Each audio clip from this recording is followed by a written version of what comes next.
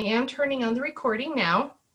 Welcome to Departmental Honors Orientation, and the information that we give today will hopefully help you to make a decision about whether you would or would not like to do honors.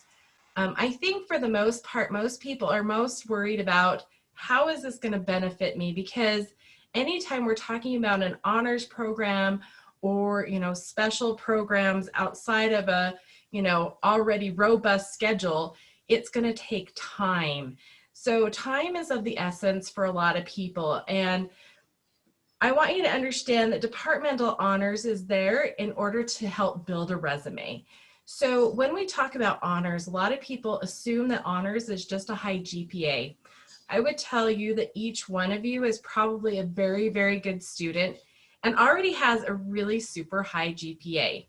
But that being said, that means you have to work sometimes a little bit harder to separate yourself from the pack. Sometimes you have to work a little bit harder to make your resume a little bit more robust. And so departmental honors is one way in which we try to use some, I think, achievable goals in order to show a well-rounded student who has community influence, who has some influence in the professional realm of our in our career, because we're going to be talking about professional institutions and also professional societies, and that we're also talking about someone who has goals and dreams and is looking to educate people about our profession and promote it. So, as far as those things are concerned, that can really elaborate your personal resume as well as your professional life. And so if you have the time, and I want to be really clear about that, because I know that there are some of you, because you're all type A personalities in these programs, some of you would be willing to sacrifice anything for one more honor. And I want you to know that it's okay. If you do not have the time to do this, the fact that you're sometimes taking care of a family, friends, sick people, doing clinicals on top of it, you're already doing enough. But if you do have time for this, we would love to have you and love to have you be a part of this. So with departmental honors, there's going to be two advisors. I've been the primary advisor for some time now, but I'm really excited to bring on Kim Parkinson. So I'll let Kim introduce herself. For those of you who don't know me, because I realize as I'm looking at this name list that maybe some of you don't know me, but I am I'm in the Department of Radiologic Sciences as the sonography director, as well as the MSRS innovation director. And I do teach in the radiography department, the sonography department, and the master's department. So I'm kind of well-rounded across the board. So in some aspects, I will probably see every student, which is why they kind of put me in this particular position. But I'm so excited because Kim has a special touch with all of our associate's degree students. And I think those individuals have a real good aspect of going for this particular departmental honors. So Kim, will you introduce yourself? Yeah, thank you, Tanya. Tanya is one of the most well-rounded people I know. Like she said, she has, she teaches in the master's program, she teaches in the bachelor's program, she teaches ultrasound, she teaches, in the associate's level. So she is a really, really big supporter of this, and I am just in awe of all the things that she does. For those of you that don't know me, my name is Kim Parkinson, and I teach in the associate level program to the first and second years, and I see a lot of familiar names on there. So hi guys, it's good to see you on here.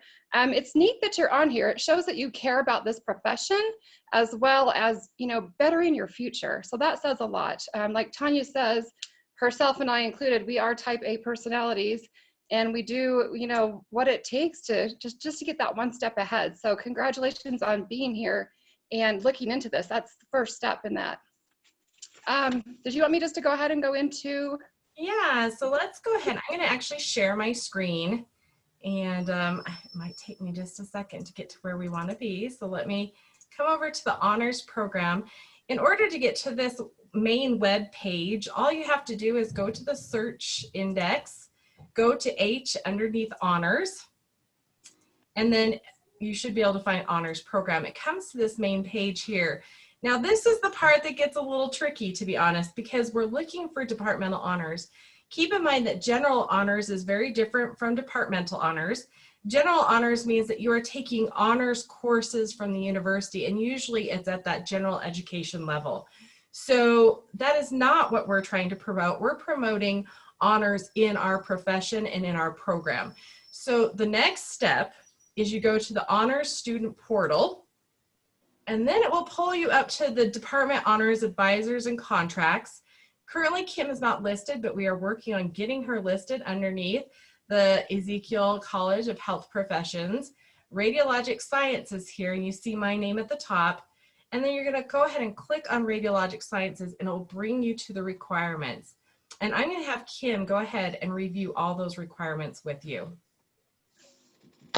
Okay, so let's just go down the list. We'll start with the first one. So the first requirement, you need to maintain a cumulative GPA of 3.5. So that's overall. And when you're in the radiologic program, your GPA needs to be 3.8. So this is a departmental requirement to be part of this program. The next thing, this is usually where we have the most questions. So you're going to complete an average of 8 documented hours of community service per academic semester outside of the program clinical requirements. So what are community service opportunities? There are actually quite a few out there. I was talking to Tanya about this earlier. I was really surprised at how many opportunities there are just within Weber State, let alone outside Weber State. If you were to go to Weber State and you go to the search bar and you type in CCEL, that's the Center for Community Engaged Learning, you're gonna come up on this link. And when you click on this link, it's going to take you to their homepage. You wanna go over to students and you want to click on opportunities. And this is going to pull up a myriad of opportunities for you guys if you want to get some community service in and you're not sure where to start. There are even virtual opportunities, which is amazing right now. So you can just sign up for any of these. You can also visit the Student Union Center where this center is located in person if you have questions about volunteer opportunities. But as you scroll through the list, you can see by date all the different opportunities that are available for community service hours. Outside of Weber State, you might consider, we've had people make masks recently for COVID. You can count that towards community service. Habitat for Humanity is another great resource for community. They're always taking on volunteers. Another one might be volunteering in the animal shelter. I have a friend that does this. She goes once a month for all day long, and there you have your 8 hours for the semester. And the good thing is too, if you volunteer more than 8 hours, those hours will carry over to the next semester. So let's say you have a Thanksgiving fall break coming up, so you volunteer for 3 straight days, that 24 hours will carry over and count towards 3 semesters. Any questions about that? You do have to, when you do the community service, you do need to have a document stating what you did.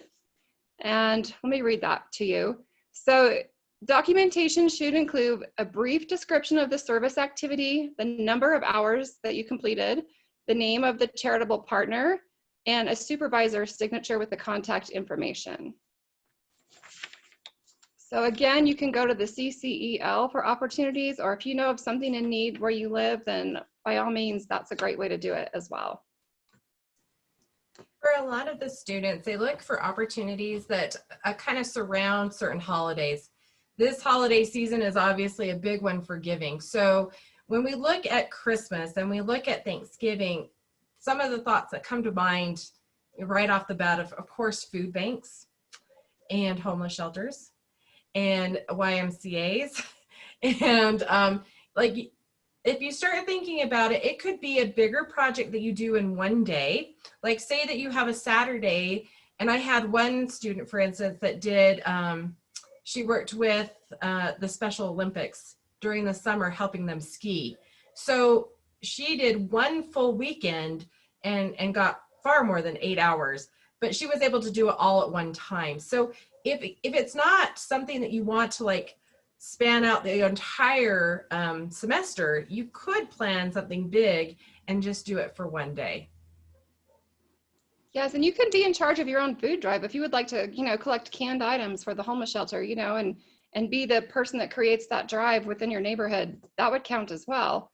I think the important thing here is to do something that you want to do, not something that you have to do. Find something that interests you, that you feel good about, and sign up for that.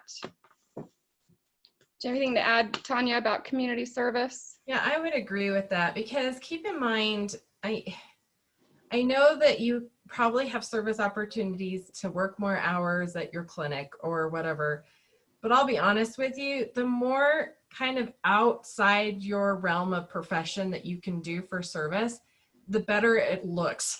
Because again, we're trying to create this well-rounded, community-based appearance on a resume that says, I'm not just a one-trick show. I have a lot of abilities and a lot of talents in a lot of areas, and I care about a lot of people. Okay. All right, any questions about community service from anybody? I have a question. Oh, sure. If you do your community service like in December or something when the semester is over, can you do it for the past semester, or do we need to just go forward? Does that make sense? Yes, you can do it for past semesters. So I kind of count this as, even though it says an average of 8 documented hours. The reason I had them put in the wording average of 8 is because I recognized that sometimes you get a semester that just gets away from you. COVID-19 was one of those semesters that just got away from people, right? So I think that there's this idea that you could do, a big project that works for the previous semester as well as the semester you're in, or you could work forward knowing that perhaps you have a very busy next semester to come. So yeah, we're more than willing to work with that. Great question. Okay, perfect. Thank you. Ashton, did you have a question as well? Yeah, you guys kind of answered it. So like, would we have to do hours for like this fall semester, the previous summer semester we just did, spring, and then last fall? Like, are we supposed to be would we be required to do hours for all of the previous semesters we've been in the program? I guess is my question. Unfortunately, I'm going to say yes to that. But you could look back in your past and say, hey, did I do something? Because a lot of you are doing things that you don't even document.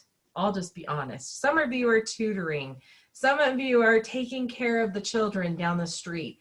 Like, I know that it may seem like something that you're like, I don't know if I can count that. Would you please just bring it to us? We recognize it's been a very odd couple of years. And there's a lot of things that we think that we would probably okay and say, yeah, let's go ahead and count that and earn it forward. So please let us know if there's something like that where you're like, man, I want to do this. I'm having to jump in right now, but man, that's a lot of hours to make up. Look back and see if there's something we could actually count, okay? I know several of you have been involved in making masks too. I mean, that totally counts, something like that. Sorry, was there another question?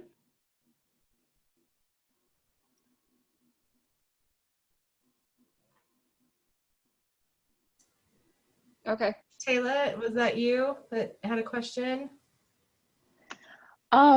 Actually, sure. So I have done alternate breaks through CSIL, and would that count or not, since it's technically not like community, but it's still through CSIL? Oh, totally. Totally would count that because it's not part of your program. Okay, thank you. I guess to clear it up, the things you cannot count are like your clinical hours. So it needs to be something outside the program, like Tanya said. Okay, let's move on to the next one. So here's a given. Become a member of a national and state professional organization and demonstrate active involvement. Well, the good news is that all of you belong to the ARRT already, so you can check that one off the list. If you read on, it says that In consultation with Tanya, prepare a proposal that outlines how you plan to promote the professional standards in radiologic science, which leads us to the next bullet point. So here's what needs to happen. So prepare and present a national or state presentation and or a poster. I know that kind of sounds like a big thing, but there are opportunities to do this all the time. We would like to recommend that you guys join the USRT as well. I believe it's free for students. Is that correct, Tanya? Yeah, I mean, it should not be a cost for you. And if it is, it's very, very minimal. You should all be able to join the USRT without a problem. That being the case, then it kind of binds you to the state society. So one thing to keep in mind about USRT is that if we want any legislature changes or we want changes in our profession here in the state of Utah, how that has to happen is you have to go through your state society. So I recognize that some of you are not from Utah. I would, in that case, recommend that you join the state society that is part of your particular state, whether that's New Mexico, Colorado, Idaho, you know, you name it. That's where you want to put some of your eggs in a basket, because if you're this kind of person that has a real passion for your profession, that's where the big decisions are made. They can't, if there's anything happening in your state that is going to the legislature, this just happened just recently in Utah, for instance, where they were trying to change some of the scope of practice for LPT. The way this comes is that me being a part of the USRT board, they come to our board. I'm the representative, the legal representative for them. I talk to them about, hey, these are the changes that are coming down from the Department of Licensure in Utah. How do we feel about that? And then we have to have enough people to go to the Hill and say, this is our position, and this is how many people feel this way. If there's not a strong membership in your state society, then what happens is that a lot of these things just get shunted away because they're like, well, they don't really care because they didn't show up to the party. So the more that we can get you kind of vigilant and get you involved in your state as well as national societies, the more that we bring to the point of making our profession better. Because I know all of you know people that are in the profession who whine and complain about their profession, but never get involved. This is the way that we make changes. This is how we make things better. So yeah, totally on a soapbox there for a second, sorry, but it's such good stuff.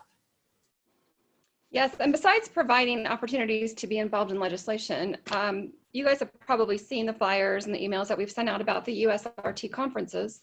Right now they're being held virtually because of COVID, but they're always looking for speakers. Just last year, one of our second-year students presented at one of the conferences with a faculty member, which we are more than willing to do with you. If you don't feel comfortable getting up there and giving a presentation, then just let us know if you'd like us to do it with you. We are more than happy to get up there and split something up with you. Another thing, you know, it doesn't have to be at a conference. You can prepare some sort of a presentation about our profession, maybe include some interesting facts about, you know, rad techs or some interesting x-rays, you know, without patient information, of course, and present this to high school medical classes. They love this kind of stuff. You know, and how easy would that be? You know, you could even do it virtually right now because everything's done online. So prepare a presentation online and arrange, you know, with the teacher to present it to some high school students. That would totally count. If you don't feel comfortable doing a presentation, there is the option of creating a poster. Tanya knows more about this. This poster is for the ASSERT conference that we hold annually in February. So I'm going to let her tell you a little bit more about the poster. So I'm on the USRT, but I'm also on ASSERT. I'm the chair of ASSERT. So ASSERT is a conference that happens once per year, and it is basically created, it's a conference created for students, for clinical faculty, and for educators. Well, they have all these competitions which you can enter. And to be honest, just this year I was doing research methods with our first year, now second year radiography students, and I had them put together a poster. Now, if that poster was of decent quality, we could just take that poster, even though it was something we created in class, and we could submit it to a cert for that particular model, and that would count as a presentation of a poster. Keep in mind that these number 3 and number 4 are actually two separate requirements, okay? So the first one, it says how you're going to promote your professional standards. And yes, there's the large gamut, and Kim covered that really well. A large gamut of things you could do between, you know, educating high school students, but also there's different ways that you can promote your profession. I had a couple of examples of really different things that students did. One of them was a sonographer who, and since my head seems to be floating, I'm just going to stop the video so that you don't have to watch my head float. I had one of the students who, she was a sonographer, and she decided that she was going to create a yoga video for sonographers so that they wouldn't have as much head and neck pain. Super cool. Awesome. She put it on YouTube. I totally counted it as raising the professional standard. I had another student who came to me and said, hey, I'm going to promote the profession because I'm going to get people excited about USRT. So I'm going to take, and anytime there's a conference, I'm going to send it to all the students I know. I'm going to put it up in my department. I'm going to just be a huge advertiser for this. Perfect. Totally gave him credit for that. This other student that I had, they said, you know what? I think that it's scary to be a kid. I work in a department where we get kids into our clinic every once in a while, and it's really unfortunate, but they're scared. And she goes, I like to draw. I'm going to create a little like cartoon book for these kids to draw, showing them some of the things that they're going to see in the room. And that way they won't be so scared. Awesome. Super. Yeah, that was promoting professional standards. So you can see how creative you can be. I mean, you could go across the gamut. It's not just about presentations, and that's why the presentation is a separate component. Could you do 2 presentations and, you know, complete both of those components? Absolutely. But if you're not really into presentations, it may be that you want to look more creatively at some different options here. And then look at doing a poster versus another presentation. So those are just some ideas for you. Okay, so I apologize. I'm still learning about this awesome program. So there, number 3 and number 4 are completely separate. So like Tanya said, you would have to do something to promote the profession, such as a high school presentation, create a book, create a yoga video. And then in addition, there's the presenting at a conference or doing the poster activity for a cert. Correct, Tanya? That is correct. Awesome. Okay. By the way, Kim is doing amazing. I'm sorry for the floating head thing. It doesn't like the color gray for some reason, or my facial color for some reason. I don't know. Anyway, so what I would tell you is that she's doing amazing because she is just barely learning about this. But you can see how fun it is, because really, truly, we didn't want to create an honors that would be something that you dreaded to do. We wanted it to be something that, you know, uniquely could be something where you're like, this is enjoyable to me. I'm outside of my clinical department, and this is enjoyable to me, but it makes me a well-rounded person. That's what we were heading for. I didn't want it to be this dreadful thing. So the more creative you come, the more excited I get. And a lot of times I will okay anything as long as it's not destructive, mean, or something of that nature, right? So please come with your creativity. So Tanya, I have a question. Are they allowed to work together in teams on a project? Absolutely. I had a team of 3 students. You're going to think this is wild. So they wanted to raise money for a specific patient that they had worked with. Now, interestingly enough, they had worked with this particular patient, and that they were going to earn money to raise awareness for this particular disease. Okay, so I said, sure, let's see what this is. They had to stay up 48 hours playing the same video game. That was what was required. So I had 3 of them and they took 6-hour shifts taking and doing video games. I was like, you go, you bet you. It was like a full weekend of video games and I totally gave them credit. So yeah, lots of different options and you can work as teams. The only thing that's a little bit different between what we would do at the associates level, because if you'll see here, it stops at number 4 at being things that all students can do, right? So that would be the associates level requirements. But then if you're going to continue on into the baccalaureate degree, you're not just doing these 4, you're going to add number 5 to it. And I'll let Kim explain. Okay, so when you're in the baccalaureate program, you are required to take a class in which you write a thesis. So in order to get credit for this, for the honors program, you have to get an A on that thesis and earn a 4.0 for that class. So in addition to the first 4 requirements, you would also be required to get a good grade, an A on that thesis. Is there anything else, Tanya? Yeah, so any questions about what's required at this point? Because now we're going to talk about the recognitions. Okay, so recognitions are kind of big for some people. And I think that it's important that we recognize you, not just, by saying good job. So it will be printed actually on your diploma that you're a departmental honors student. You're also going to be invited to what's called the NIE banquet, a really prestigious little banquet where they have you bring, members of your family, really nice sit down dinner. There's a whole program and you get to actually walk as one of the honors recipients across the stage and receive like a honor certificate as you come across. So you're recognized as an honor student and your parents get to, support you and clap you on. And then the one thing that you have to be very careful with though, because some of you are like, oh, this sounds really great, but I don't want to dive in yet because maybe my GPA isn't where it's supposed to be just yet. Or maybe I don't know what my time constraints look like. Well, one of the things I would tell you is just don't leave it to the very end because sometimes that gets too overwhelming and it's not something that feels very accomplishable. So that being the case, if you're kind of sitting on the fence and you have some time ahead of you, you might want to go ahead and try to accomplish some of these things and just keep record of them. As far as applying to honors, the application, in order for it to be legit, has to come in at least 1 semester prior to graduation.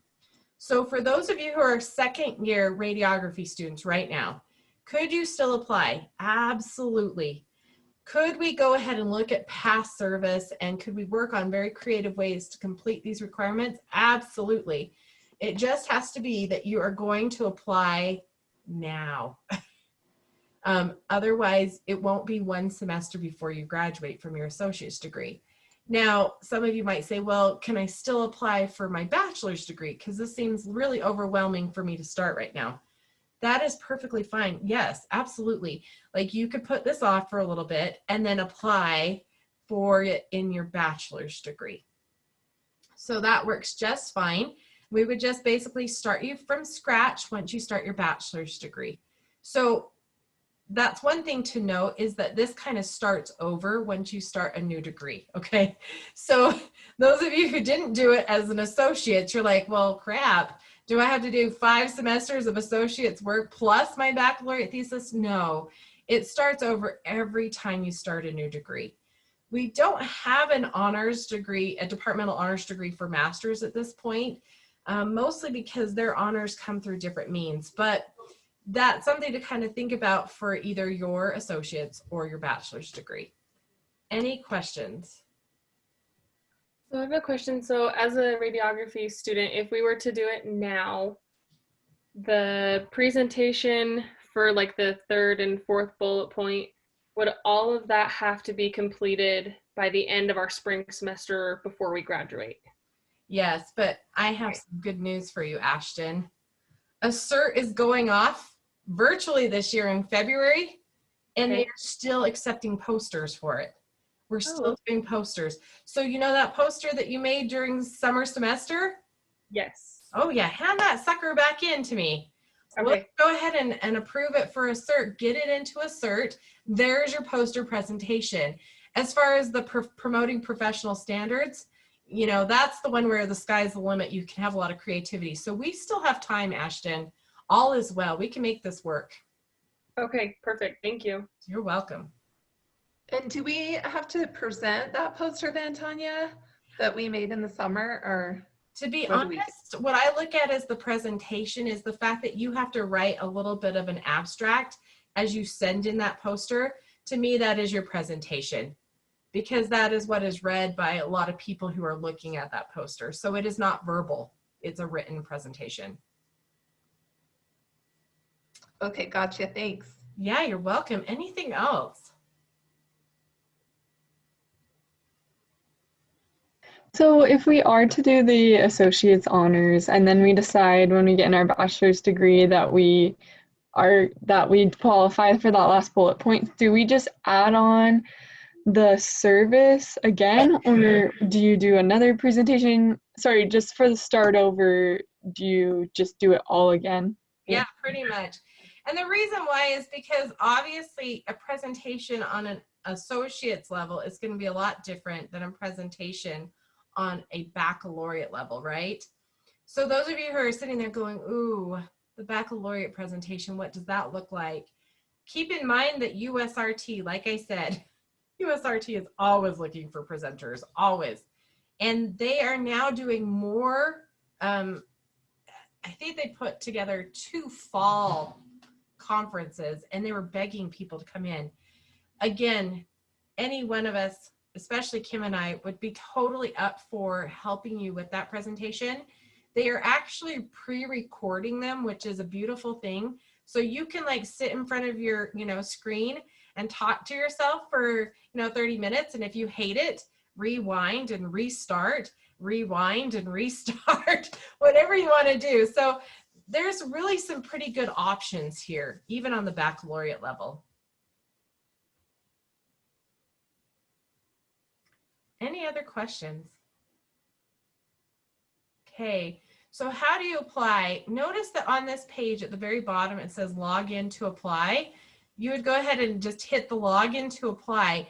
Everything right now is done electronically. Okay, so if I was to go into my portal, and I might be able to get to my portal. So if I get to my portal and I was to look at honors, and it's obviously doing the wheel of death here. Notice that I have an advisor portal, okay? And right now I only have 1 student that has recently signed up. So keep in mind that this person doesn't have a lot going on with it. So I think I'm safe to show you this in the fact that you're not like, man, she hasn't done anything. She hasn't had time to. So we're gonna we'll pull this up, and if you'll notice, the contract is listed just as it was listed on that webpage. And as you complete requirements, I can check them off. As you have things done, you can actually upload them to your side and I can pull them out and look at them. So this is a beautiful thing. We are now fully online. I can actually say, hey, yeah, they're completed. No, they're not completed. And Kim will have access to this as well. So that's what that portal looks like on my side. So everything is now paperless. It's all online. Isn't that a beautiful thing? Okay, I'm going to stop the share for a second because I thought my virtual background was gorgeous in comparison to my white plain door, but it's about to drive me crazy. So I'm going to share the screen with you again. And this time what we're going to look at is another option for honor students or just good students in general. So something that you probably will hear about is Lambda Nu, and it's a National Honor Society for radiologic and imaging sciences. So it's very specific to our particular profession. That being the case, what this really is it's kind of like the Phi Kappa Phi, and I'm sure you got a lot of these things in the mail about honor societies that you would join that show prestige and all those types of things. Yes, this does show prestige. But what I would tell you is probably the highlight for this particular group is possible scholarship money, okay? So I have to be very straightforward with you, where I feel like, you know, sometimes these things that you buy into are a little bit like a little bit of gambling, but you guys are good. I mean, you have good odds in your favor because you're such good students. So here's the deal. We have to take in membership at the fall of every year. So if you're interested in membership for Lambda Nu, we have to do this. A lot of people have these like big ceremonies and things. I honestly have never gotten into the ceremony thing. I can't put on garbs and ceremony you. It's totally out of my wheelhouse. But I will invite you to be a member. And what I would need you to do is to please turn in your membership by October 31st. We would probably want to send this out before October 31st. So how you're going to do this is student membership is actually $20. They have the application right here online, and you download it, and you'll see that you put your name in, the address. And if you don't know what the address is or what the chapter is, by the way, we're Utah Alpha. We were the first chapter in Utah. Woo-woo. And I will be the contact person.